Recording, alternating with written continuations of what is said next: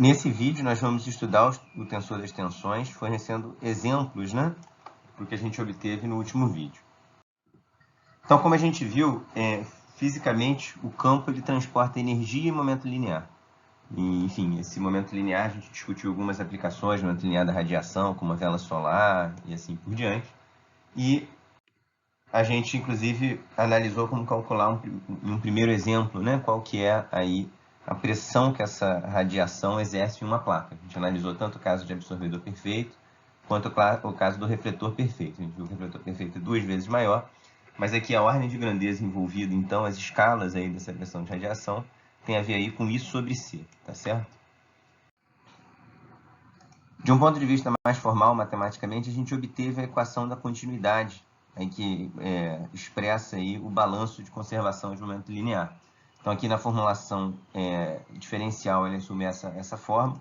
Então, esse S sobre C2, como a gente viu, é a densidade de momento linear do campo. Então, se o momento linear varia no ponto do espaço, então se você tem a derivada desse momento linear num ponto, ela é diferente de zero, então tem duas possibilidades. Ou esse momento linear foi transportado, e aí esse TJ representa justamente aí a corrente de momento linear, ou, e aí como a gente viu, como o momento linear é uma grandeza vetorial, a corrente vai ser uma grandeza tensorial, a gente motivou essa matemática no último vídeo. Então, quer dizer, se o momento linear do campo varia em um ponto, ou é porque ele foi transportado, ou é porque ele foi transferido para a matéria. Então, esse termo daqui ele representa justamente a transferência de momento linear do campo para a matéria e é essencialmente justamente a densidade de força de Lorentz.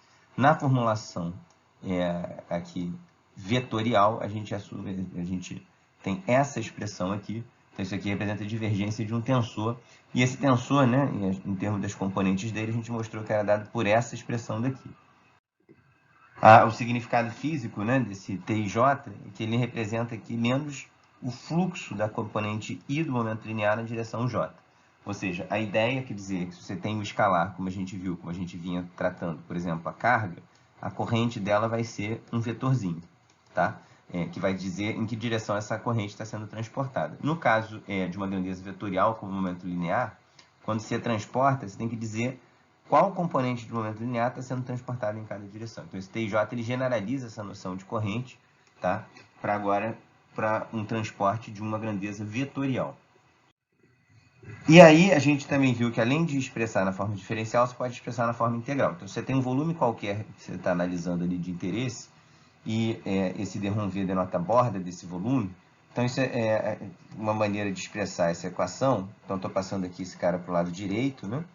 Esse cara para o lado esquerdo, integrando, os detalhes estão lá no vídeo anterior, assume essa expressão. Ou seja, a variação total de momento linear dentro do volume V, tem aí uma parcela que é devido à variação do campo, ou devido à variação de momento linear da matéria que está ali dentro, devido ao campo, né? Ou seja, o momento linear transferido para a matéria. Então, essa variação do momento linear total ali dentro corresponde ao momento que está saindo pela borda, que vai ser o fluxo desse tensor T. Então, lembrando que esse N chapéu escalar T, então aqui a gente está usando essa notação diática, que a gente não vai usar muito ao longo do curso, é mais prático às vezes pensar em termos justamente aqui da notação covariante. Isso aqui vai ser um NI TIJ. Então, a componente, isso aqui, esse fluxo é um vetor, e a componente J desse vetor vai ser integral NI TIJ, tá bom? E o objetivo nesse vídeo aqui hoje é a gente dar exemplos físicos, né, para tentar ganhar alguma intuição sobre esse tensor TJ e ver como que aplica ele em alguns casos, tá bom? E um primeiro exemplo que tem uma interpretação física bem clara, é sempre um ótimo primeiro exemplo para analisar o que acontece, mas é muito particular, tá? Ou seja, é o caso da onda plana monocromática. Eu digo que é muito particular porque a intuição que a gente construiu aqui, ela não necessariamente vai se aplicar a casos mais gerais, a gente vai ver que não se aplica depois. Mas esse é um caso de muito interesse, porque em muitas situações do nosso cotidiano, a gente pode, numa primeira aproximação, tratar ali várias, por exemplo, a luz que chega do Sol, não é perfeito, mas no primeiro tratamento você pode fazer com uma onda plana monocromática, a luz de um laser.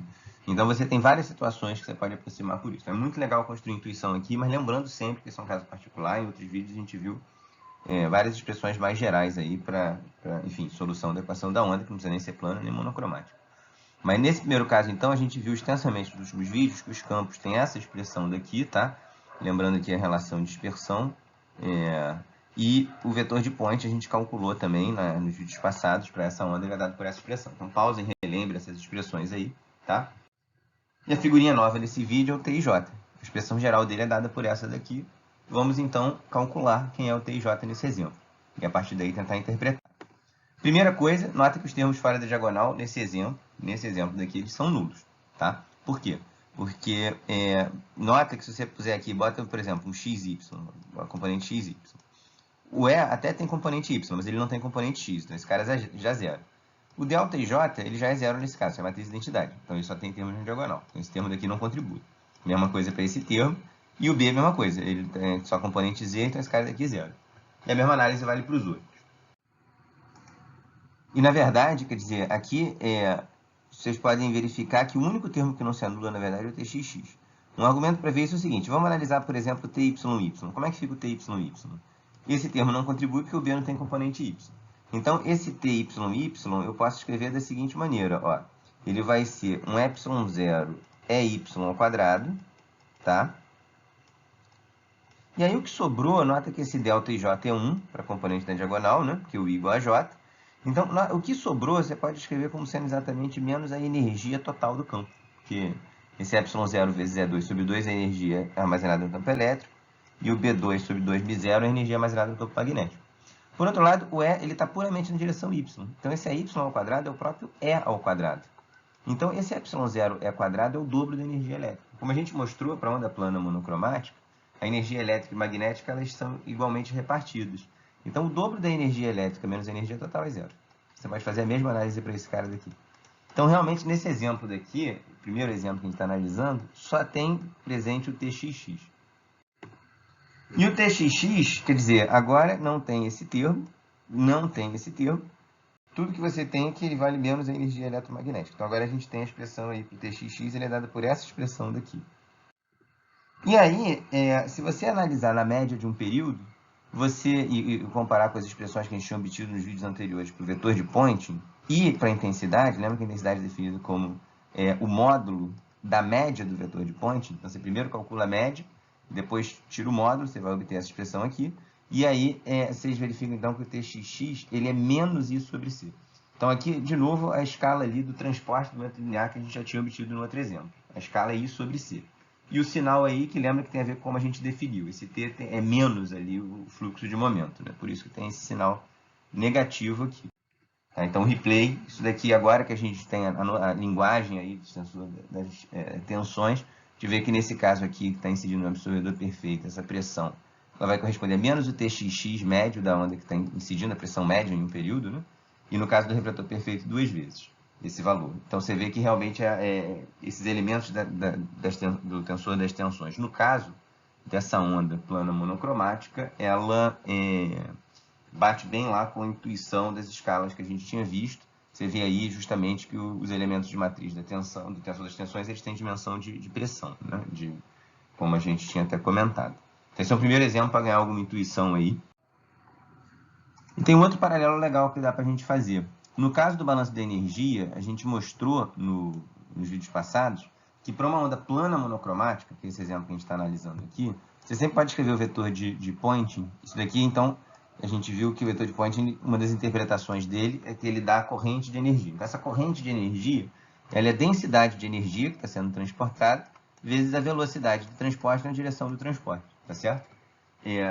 Generalizando aí bem a nossa noção de corrente, que aparece lá desde o curso de fluidos de vocês da graduação. O balanço de momento você pode escrever da mesma forma também, generalizando, agora é um tensor.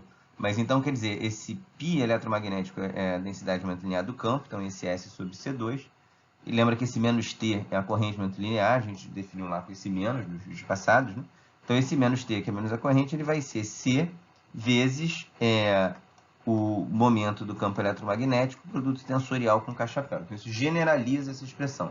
É a densidade do que está sendo transportado aqui, vezes a velocidade de transporte, tá certo? Só que agora a densidade que está sendo transportada é vetorial, então a gente tem um vetor produto tensorial com outro vetor. Esse C cachapéu é como se fosse um vetor velocidade da onda. Então, você carrega aí bem essa generalização. Então, nesse exemplo que a gente tratou, a gente tem aqui que o S está puramente na direção X chapéu, tá? Lembra como é que é esse produto tensorial aqui? Significa o quê, né? Se você tem esse produto tensorial, a componente IJ desse cara vai ser pegar a componente I desse primeiro cara, a componente J do segundo, tá? Então, nota que nesse exemplo que a gente tratou, o π, ele tem componente só em x chapéu, tá? E o k chapéu também, que é a direção do S, também tem componente só em x chapéu. Então, realmente, sobra só esse txx lá que a gente tinha obtido, tá? E o txx, ele vale exatamente menos a densidade de energia, o que a gente pode reobter agora nesse caso daqui. Você vê que esse π eletromagnético é o S sobre C2, então você pode pegar esse S daqui por essa expressão, esse π, ele vai ser basicamente U sobre C, tá? Aí você corta o C com C, esse K chapéu tem módulo 1, né? Então, a componente K chapéu na direção X é 1, porque ele só tem componente X. Então, você vê que o TXX é exatamente menos a densidade de energia ali que está sendo transportada. Você vê que aqui duas maneiras diferentes de pensar. Esse elemento ele vale I sobre C, pensando que tem dimensão de pressão. A dimensão de pressão também é a densidade de energia por volume. Esse TXX e aí menos aqui a energia, a densidade de energia eletromagnética. Então, essa ponte ela é bem rica aí para o caso da onda plana e monocromática. A gente tem bem essa noção mesmo da onda plana e monocromática, transportando essa corrente, uma matemática bem parecida com a corrente que você vê aí nos fluidos, enfim. Nota que aqui ficou, então, puramente diagonal, porque nesse exemplo a gente alinhou o nosso eixo X com a direção de propagação da onda eletromagnética. A gente não é obrigado a fazer isso. Se você puser agora uma onda em que o K chapéu não está na direção X, o S também não vai estar, e aí, em princípio, você pode ter aqui elementos fora da diagonal. Tá? Vocês podem analisar esse exemplo, também ajuda a ganhar alguma intuição. Então, para qualquer onda plana e monocromática, generalizando para, enfim, qualquer direção de propagação e qualquer polarização, você pode escrever dessa forma daqui. Tá? Quem quiser até, como exercício, aí, ver outras polarizações, como a gente fez lá no caso da energia. Tá? Mas essa expressão ela é bem particular, porque, inclusive, esse K-chapéu, ele nem precisa estar definido no caso geral. Né? Esse K-chapéu aqui está definido para onda plana e monocromática, mas para uma onda geral, ele não está definido. Então, é a mesma coisa com uma energia também. Essa expressão daqui, ela dá uma intuição boa para a onda plana e monocromática, mas ela não dá para generalizar. Inclusive, deixa eu incomodar vocês aqui um pouquinho, quer dizer, se você olhar para a eletrostática, na eletrostática, a tensão das tensões tem essa expressão, não tem campo magnético. Né? Isso é diferente de zero, em geral. Porque o campo elétrico é diferente de zero, então, em geral, se você pegar um ponto qualquer do espaço, esse cara vai ser diferente de zero. Mas na eletrostática não tem vetor de Point. Então, olha que coisa maluca. Você não tem momento linear do campo, densidade de momento linear em um ponto do espaço, tá? Mas você tem transporte de momento linear em todos os pontos do espaço. Pode isso? Então, essa discussão já mostra que essa expressão aqui não pode ser geral. Ela vale para onda plana monocromática, ótimo, uma grande intuição, mas, caso geral, não vale. Esses caras aqui, do ponto de vista matemático, podem ser independentes, tá? Quer dizer, eles são independentes em geral e, em casos particulares, tem uma relação interessante entre eles. Agora, tem como a gente ganhar alguma intuição sobre, então, esse caso daqui? Ou seja, na eletrostática, inclusive, esse cara é zero e esse é diferente de zero. Então, claramente, uma equação tipo essa não vai.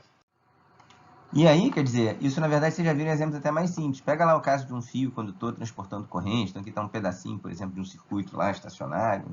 Cara, você tem que o J é diferente de zero dentro do fio e o ρ é zero. Ou seja, a densidade de carga elétrica é zero no interior do fio, mas você tem carga elétrica sendo transportada, que é essa corrente. E o J então é diferente de ρv. É bem a mesma matemática que está acontecendo, tá? Quando você tem campos, você pode ter aí esse tipo de situação. O J e o ρ, em princípio, eles são independentes, tá? Você pode ganhar uma intuição física do que está acontecendo aqui. No fundo, se você olhar ali microscopicamente, esse ρ, eles são médias, né? Enfim, das distribuições microscópicas. E microscopicamente, você tem ali cargas positivas em repouso e cargas negativas se deslocando, né? Que são ali os elétrons transportando a corrente. Então, isso mostra, na verdade, o que quer dizer. Quando você faz ali a média do ρ, na média vai dar zero, porque sempre tem uma carga positiva e tem uma negativa bem pertinho. Mas a média da corrente não dá zero, porque as cargas positivas não contribuem para a corrente, as cargas negativas contribuem.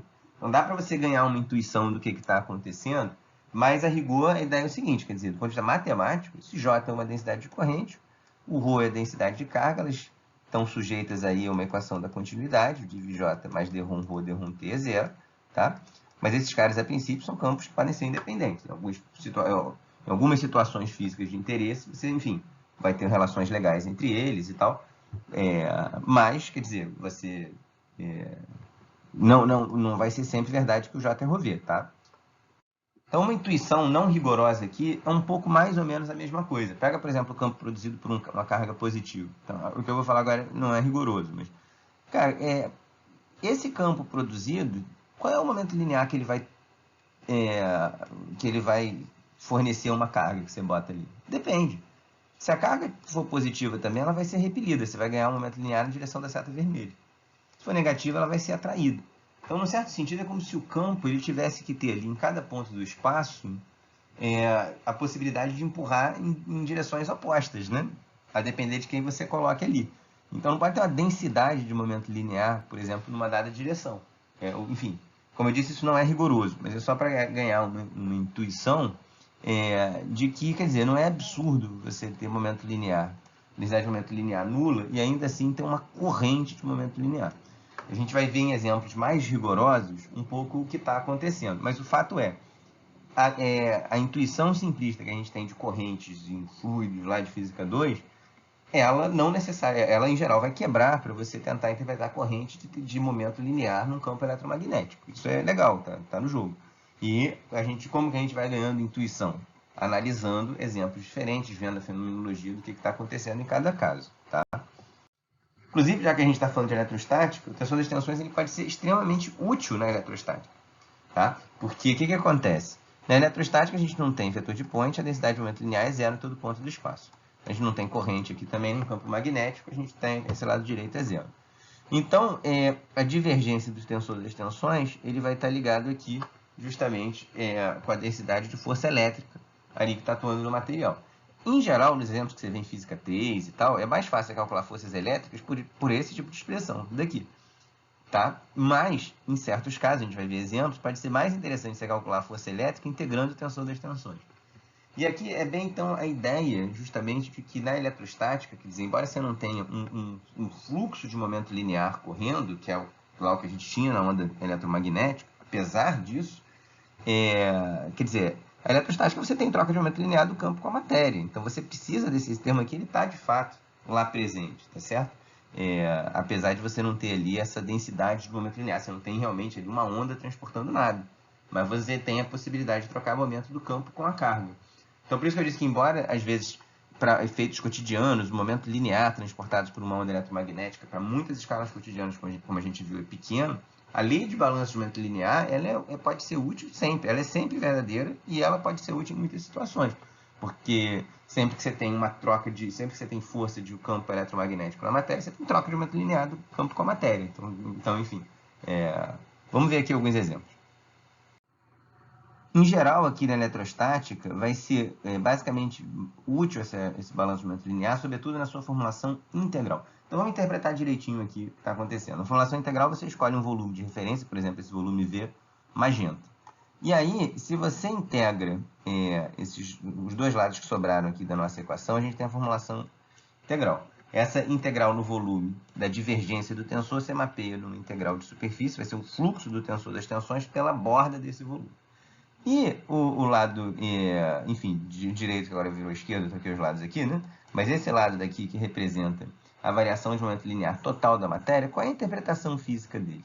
Ele é a força resultante na matéria que está dentro da região V. Então, por exemplo, nesse exemplo, essa é a força que está atuando sobre esse corpo 1. Se você agora escolhe essa região em verde, que não tem matéria ali dentro, cara, esse lado esquerdo tem que ser zero, obrigatoriamente. A força resultante sobre a matéria que está ali dentro é zero, porque não tem matéria ali dentro. Se você escolhe agora essa região V aqui em cinza, tudo que tem de matéria é essa parte do corpo 2 que está achurado. Então, essa é a força resultante sobre essa parte do corpo 2. Tá? Ou seja, a ideia é justamente que esse menos ρ vezes E, ele representa fisicamente a densidade de força em cada elemento. Quando você soma em toda essa região achurada, os pares de ação e reação internos cancelam, e o que sobra é a força resultante aqui, que todo o resto dos corpos do seu problema estão realizando nessa metade inferior do bloco 2. Então, você tem o direito de escolher o volume que você quiser, e tipicamente você vai escolher esse volume baseado em quem que você quer calcular a força. Se você quer calcular a força na metade inferior do corpo 2, sei lá por que razão que você quer calcular isso, você vai ter que escolher um volume que contenha apenas essa metade, e assim por diante. Tá? Então, vamos ver aqui a força é uma carga pontiforme. Então, aqui nesse nosso problema da eletrostática tem uma carguinha pontiforme aqui, vou amplificar, eu tenho uma certa carguinha pontiforme. Eu quero calcular a força nessa carguinha. Como é que a gente pode fazer essa análise? Então, eu vou ter que escolher uma superfície que englobe a carguinha. E o mais prático, por exemplo, nesse caso geral que eu tenho aqui, estou analisando uma situação com corpos bem esquisitos e tal, é a gente pegar uma esferinha, tá, centrada aqui na carga, com um raio bem pequeno. Depois, no final, eu vou tomar esse raio para zero. Tá? Isso vai ensinar muitas coisas importantes para a gente sobre tensor das tensões. Primeira coisa, a resposta a gente sabe.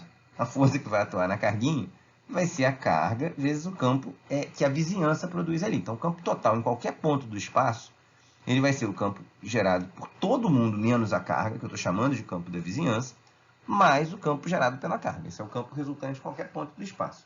E aí você exclui aqui a autoforça. Esse campo, inclusive, ele diverge na posição da carga. E você sabe que a força que atua na carga vai ser a carga vezes o campo que todos os outros produziram. Isso que a gente faz lá desde o ensino médio, tá bom?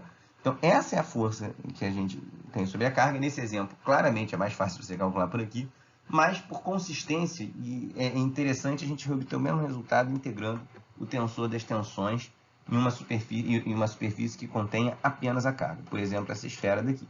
E a gente vai aprender várias coisas interessantes sobre o tensor das tensões fazendo isso. Então, primeira coisa, o tensor das tensões ele é quadrático nos campos. Então, a gente pode escrever esse tensor das tensões, como o campo a gente separou aqui numa contribuição da vizinhança e numa contribuição da carga. Então, aqui uma coisa, quando você vai calcular a força na carga, esse campo na posição da carga ele diverge. Olha que coisa interessante quando você está analisando via tensor das tensões. Eu não estou pegando nunca o valor do tensor na carga. Eu estou pegando na superfície onde eu estou calculando a divergência. Então, esse campo produzido pela carga ele é bem comportado. Eu não preciso jogar ele fora. Inclusive, eu não posso jogar ele fora. É isso que a gente vai ver daqui a pouquinho. Então, olha só. Você pega esse cara, substitui na definição aqui do tensor das tensões. Como é quadrático, a gente pode identificar três tipos de termo. Tem um termo que vai envolver só o campo da vizinhança, vai ter um termo que vai envolver só a carga, e vai ter um termo que cruza os dois. Tá? Vamos analisar agora cada um desses termos. Então, vamos escolher aqui esse epsilon pequeno.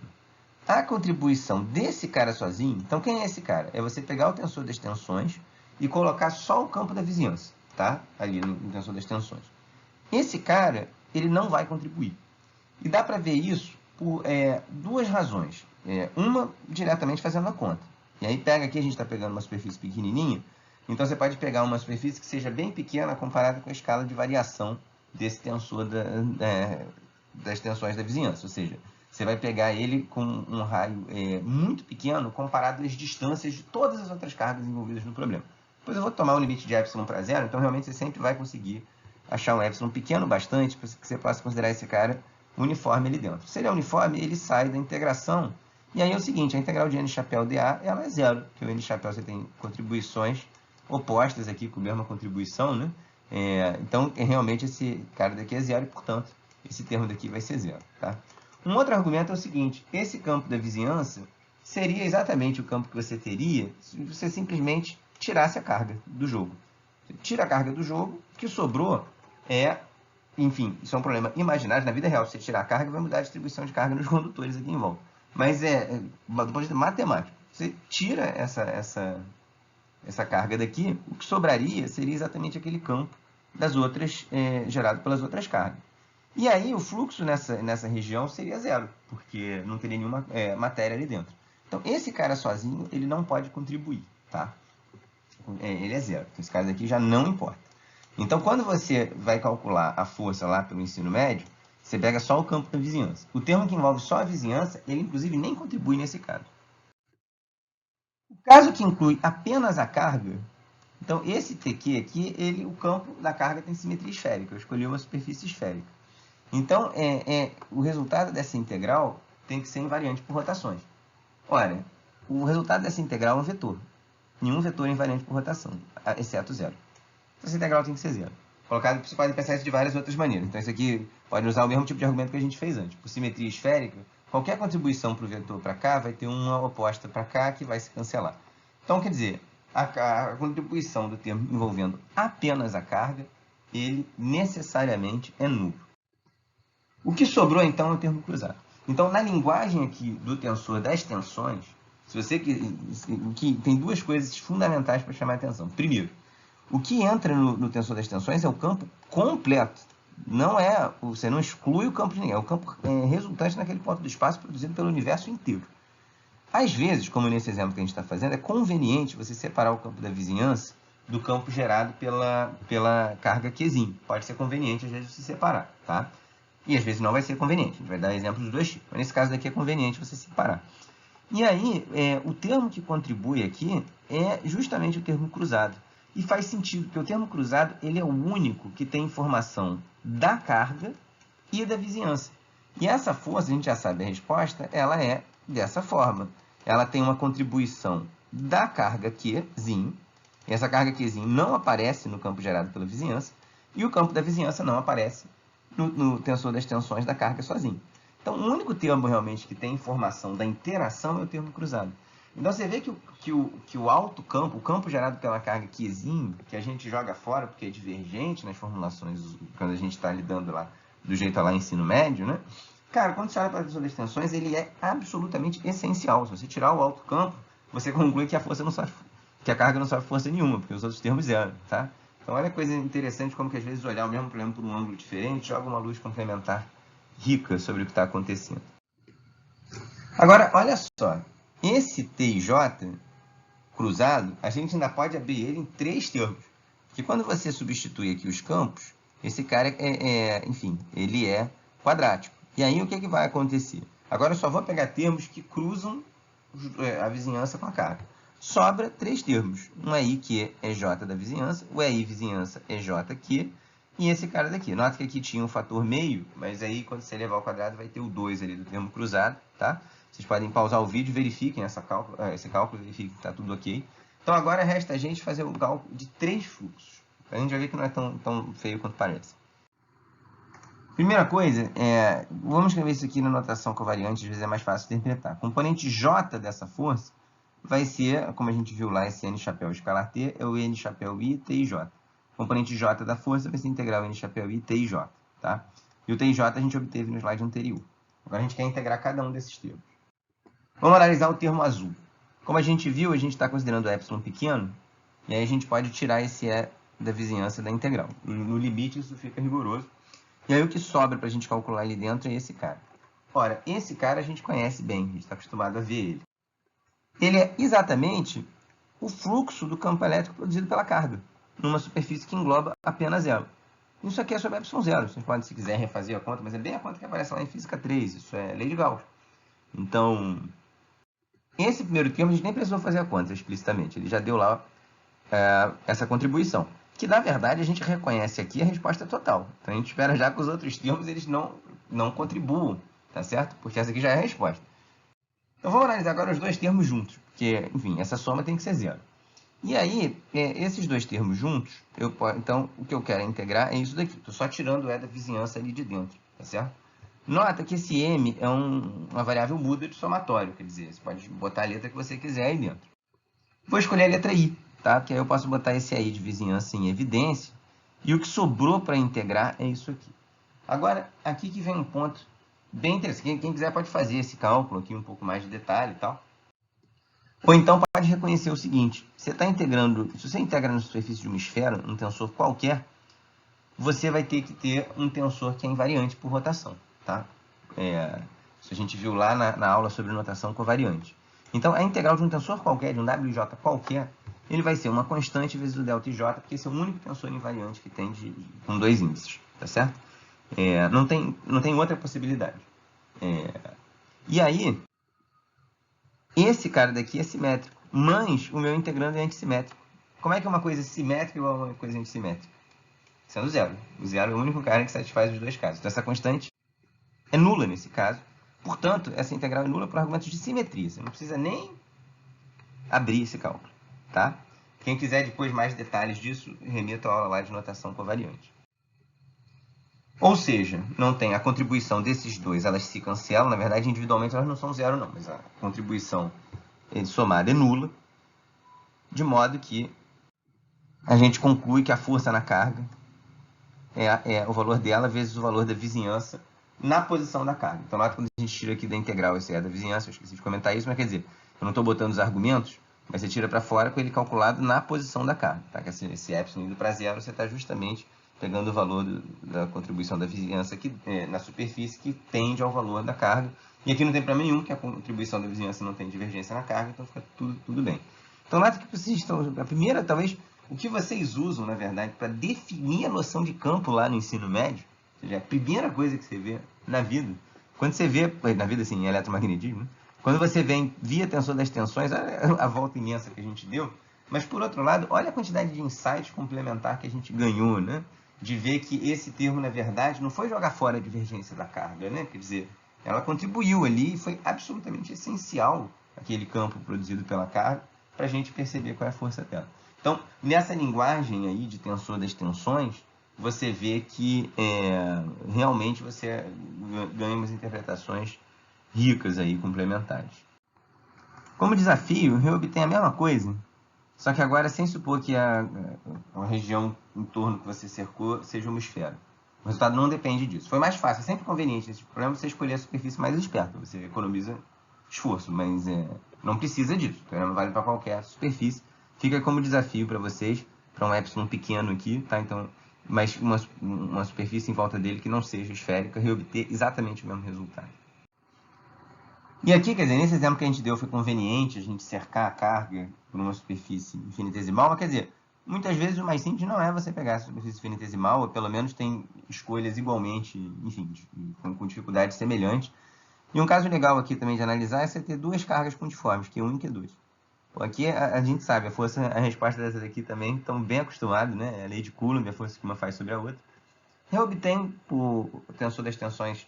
E aqui uma escolha bem conveniente é você pegar esse plano mediatriz das duas, tá? E fechar. Imagina que você quer a força na carga Q1. Se você quer a força na carga Q1, você fecha por aqui, englobando a carga Q1. E aí é normal para fora da superfície, fica esse vetorzinho daqui, tá? E aí você toma o limite em que esse tamanho aqui vai para infinito, tá? Aí vocês vão ver que o fluxo nessa superfície aqui não contribui, mostrem isso. E basicamente o que você vai ter que calcular é o fluxo nesse plano mediatriz infinito, tá? E aí você vê que então a única diferença de fechar englobando a carga Q1 ou a carga Q2 é o sinal, a direção desse N chapéu, que no caso de fechar para Q1 ele vai estar para a direita, para Q2 ele vai estar para a esquerda. Isso é que vai mudar o sinal. A gente sabe que de fato ação e reação, a força de Q2 na Q1 é menos a força de Q1 na Q2. Tá? E aí, como tudo que você precisa é calcular, então, nessa superfície aqui, nesse plano mediatriz infinito, nota que esse N chapéu ele vai ter apenas o componente Z. Então, esse produto escalar, a componente I da força, vai ser integral T e Z na direção dA. Por simetria, você sabe que a força ela tem que ser invariante aí, em qualquer plano que contenha o eixo Z. Tá? E isso significa, então, que ela só pode ter componente Z. Usando essa simetria, você vê então que você pode até calcular as outras componentes que você quiser da força. Você pode tentar integrar aqui o TXZ, e é isso aqui, quando você integra esse TXZ nesse plano, que eu estou botando aqui em Z igual a zero, esse plano aqui mediatriz das duas, estou escolhendo Z igual a zero aqui para facilitar, você vê que vai dar zero essa integral de TXZ, de TYZ, mas muitas vezes é útil você combinar as suas superfícies escolhidas com argumentos gerais de simetria. Você já sabe que a força nesse caso tem que estar na direção Z chapéu. Então, tudo que você tem que calcular é essa integral. Então, muitas vezes, quando você escolhe a superfície de maneira esperta e usa argumentos de simetria, em vez de você ter que calcular os 9 elementos de tensores de tensões, ter que calcular um monte de integral, às vezes você pode calcular apenas uma integral de apenas uma componente do TZZ. Tá? Quando você tem, sobretudo, aí, então, isso, em vários casos acaba aparecendo. Então, é muito interessante, quando você vai usar aí o tensor das tensões, você tentar escolher a priori qual que é a melhor superfície para você analisar, o que vai ser mais simples, o que vai usar mais as simetrias do problema, tá certo? E aí mostra que essa integral dá de fato aqui a força na carga Q1, tá? Ou seja, mostra que ela dá exatamente aí a lei de Coulomb. Então, quer dizer, os exemplos que a gente tratou até agora, todos, a gente já sabia a resposta. Você pode falar, pô, complicação danada usar tensor das tensões para chegar no traço que eu já sabia. Se a gente fez isso, não foi para obter a resposta, foi para entender o tensor das tensões. Você ganha intuição justamente primeiro aplicando exemplos que você está familiarizado. Mas claro que a graça de você treinar um maquinário poderoso feito esse é para você depois usar em problemas nos quais ele seja o caminho mais interessante. Então, um primeiro exemplo simples, que já é bem conveniente pensar no tensor das tensões, é, por exemplo, esse. Imagina que você tem uma carga esférica condutora, tá? Você tem aqui uma esfera condutora que está carregada, e a gente quer saber qual é o hemisfério, qual é a força que o hemisfério norte faz no hemisfério sul. Então, eu quero saber qual é a força resultante que esse hemisfério aqui sofre, tá bom? E aí, nessa situação, é mais fácil você lidar direto com o campo completo. Então, aqui é um exemplo em que você poderia pegar e falar assim, o campo total é a soma do campo do hemisfério norte com o campo devido ao hemisfério sul. Poderia fazer isso, mas não é o mais simples nesse caso, tá? Tentem fazer esse cálculo e depois reobtenham o resultado via força de Lorentz. Você vai ver que tem uma sutileza quando você vai calcular por força de Lorentz, que quando você faz via tensor das tensões, ela nem aparece. Então, tentem fazer esse problema é um problema que vai dar bastante intuição interessante. Nota como a esfera é condutora, a gente vai ter aqui que toda a sua carga vai se distribuir na sua superfície, tá certo? Então, façam o cálculo por essas duas formas, e aí você já tem aqui um exemplo que você não sabe a resposta a priori, né? E que, enfim, ligeiramente tem uma sutileza a menos quando você faz por tensor das tensões. A conta ainda não é muito longa por nenhum dos dois caminhos, mas enfim, tentem fazer, qualquer coisa me perguntem, surgindo dúvidas, tragam para o nosso encontro presencial, tá bom? E citando outros exemplos aqui, já mais modernos e tal, mas muitas vezes o tensor das tensões ele vai ser prático de usar quando for mais conveniente você obter os campos do que a distribuição de cargas e correntes.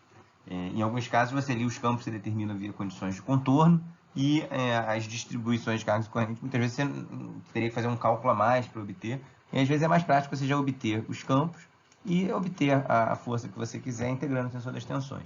Um exemplo interessante é, por exemplo, o efeito Casimir. Você quer saber aí a força entre duas placas aqui no vácuo, você tem que ser um efeito da pressão de radiação do vácuo, né? Como a gente até mencionou em vídeos anteriores. E você pode fazer esse tipo de problema, inclusive trocar as placas por outros condutores perfeitos, por outros materiais, botar um meio entre as placas. Você pode fazer zilhões de modificações. E uma ferramenta muito útil para você calcular aí essa pressão de radiação, esse efeito Casimir, é via tensor das tensões. Tem vários artigos publicados que fazem a conta por aí. Então, aqui, isso aqui é um exemplo além, né? Não é, enfim, vocês não vão precisar fazer essas contas no curso. Mas quem tiver curiosidade, eu posso passar referências, vou botar lá na página do curso algumas, tá? Então, o tensor das tensões ele é usado para, enfim, por cientistas praticantes. Não é uma coisa de curiosidade que você faz só a conta por um jeito mais longo para ver que chega no mesmo resultado. É uma coisa que muitas vezes as pessoas, para chegar num resultado novo que elas desejam, elas justamente optaram por esse caminho. E uma pista física aí de quando que isso vai ser conveniente é quando for mais conveniente você falar dos campos, seja por condições de contorno, pela razão que for, do que falar nas distribuições de cargas e correntes, tá? Então, esse exemplo ele encerra esse vídeo, tá? Quem quiser depois eu posso passar outros exemplos sobre o tensor das tensões. No próximo vídeo a gente vai reobter a pressão de radiação via tensor das tensões. Agora uma aplicação para um problema dinâmico, quanto a todos esses últimos exemplos que a gente esteve tratando aqui, estava no âmbito da eletrostática, tá bom? Então, qualquer dúvida, levem para o nosso encontro presencial.